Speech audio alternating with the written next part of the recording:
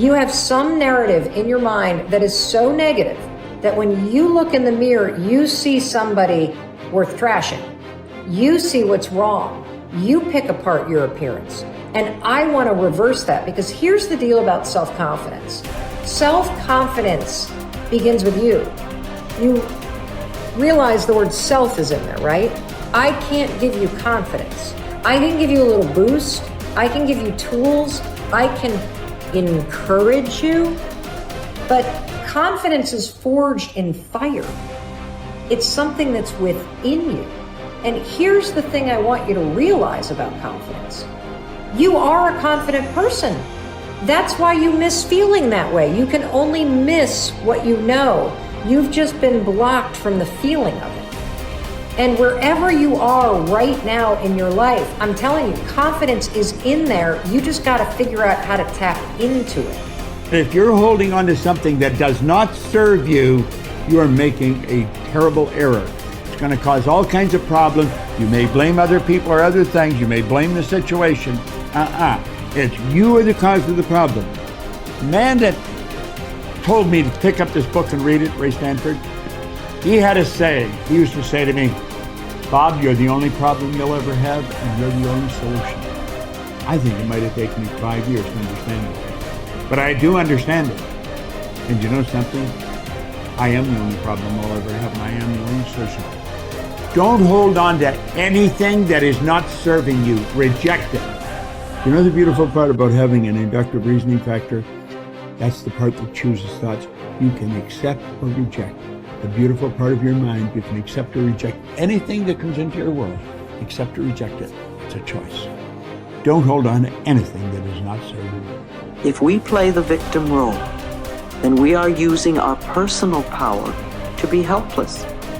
If we decide to accept responsibility, then we don't waste time blaming somebody or something out there.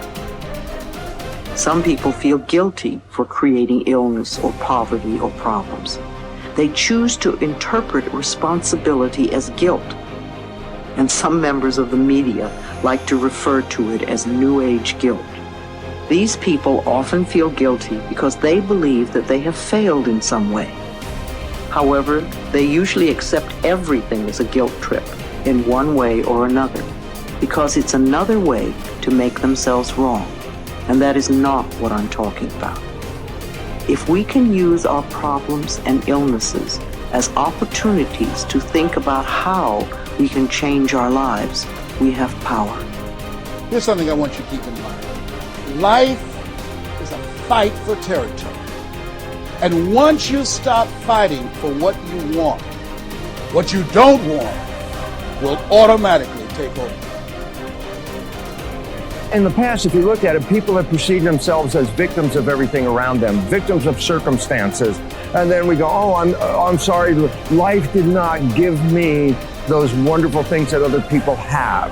And the simple reality is, no, if you have an issue, it's not the outside. This is what we've always, universe, give me something. We now know that our issues are internal. It's our own subconscious beliefs that we've been programmed with of disempowerment. Like when a child is growing up and getting its programs, so think of what things parents say. Oh, you don't deserve this. Who do you think you are? I mean, the parents didn't mean that for your whole life. They were trying to, goad you, needle you to make a change. So they would say these things. 95% of our life comes from those programs. So if you have disempowering beliefs about who you think you are, because you got them from other people, that's how you know who you are. These disempowering beliefs play 95% of the day in an average person's life.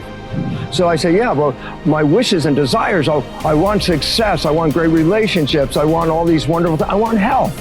I go, that's conscious mind, because conscious mind's creative. But as science reveals, only 5% of the day are we operating from our own personal wishes and desires. 95% of the day we operate from the programs that we got in the first 7 years.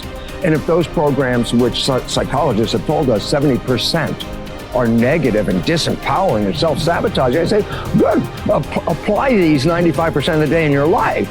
And you realize why your life is a struggle. It's not a struggle because the universe is not providing. It's a struggle because your own consciousness is not accepting.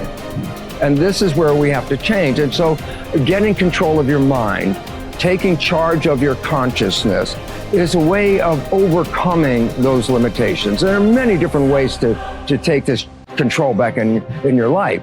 And one of them is the ability to, like in yoga, for example, to be the master of your mind and not let it run the monkey mind. Let it run. No, I want this. Don't let this other one go. And so overcoming the old self allows us to become somebody else. And there is that period of transition. Yeah. I call it the void, where there's just not a lot happening. And you just got to be able to keep going and continuously get to the end of your belief, where most people stop. I just had a fabulous conversation with someone this weekend. Broke through to the other side, and now there's so much magic happening around this person, but she's worthy now to receive it. And that is the key, because the universe only gives us what we think we're worthy of receiving. So we got to become initiated into this and understand it. Thousands of years of programming that says that we have to change things matter to matter, in three-dimensional reality, and it will take time. But to begin to connect to that resource called the quantum field and create from the field instead of from matter, there's a lot of unlearning that has to go on. You have to really begin to mentally rehearse. So you ask yourself at the end of your day, I do this every day. How'd I do? How'd I do today, bro? How'd you do? Did you do good? Where'd you fall from grace? What was it that caused you to go unconscious for the rest of the day? What was that moment? Now, if you're a student of life, you'll begin to contemplate, well, it was that person that said that thing, then I reacted, or I got this email, or things didn't go my way, and I started feeling angry or frustrated or fearful. The next time that happens, how could I evolve my experience? Now, you may have to search for some answers of the best model to build, or you may actually have a long contemplation and start to go, God, the next time that happens, I think I'm going to do this, or I'm going to do that, or I'm going to plan my behaviors. And the act of closing your eyes and rehearsing what you're going to do begins to install the neurological hardware in your brain to look like you already did it. Now the brain is no longer a record of the past. Now it's a map to the future. And if you keep installing that hardware, the hardware will become a software program, which means you'll just start acting like a happy person. Why? There's no magic there.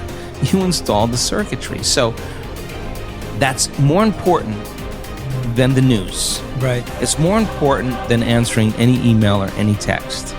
It's more important than talking about your past. If you want to enjoy self-confidence on the outside, you must practice complete integrity on the inside.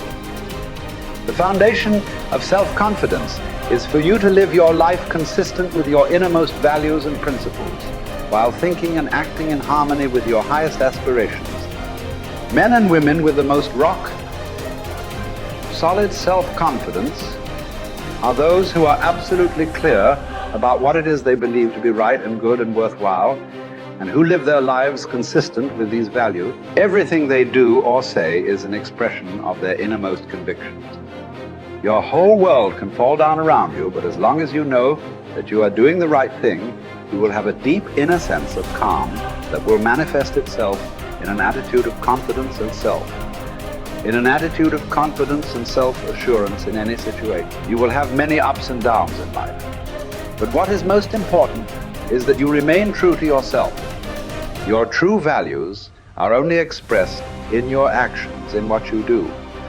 You can tell what you truly believe by observing what you do in any situation in which you have to make a choice, especially when you are under stress and pulled in two directions at once, with opposing demands or responsibilities. This is when your true values are revealed. The action that you take in any given situation will tell you which of your values is uppermost or whether you have any values at all. It is not what you say, hope, wish, or intend, but only what you do that counts. Your choices of the actions you take tell you unerringly who you really are.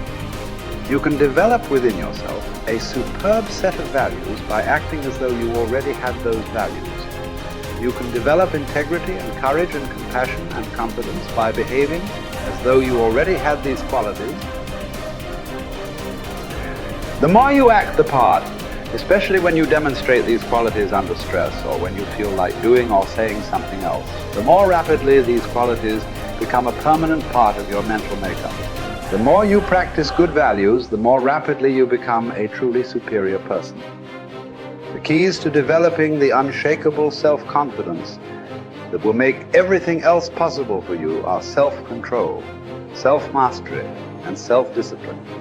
Self-confidence can come directly by behaving in a self-confident manner, but more often it comes indirectly by doing and saying the things and practicing the behaviors that lead to self-confidence.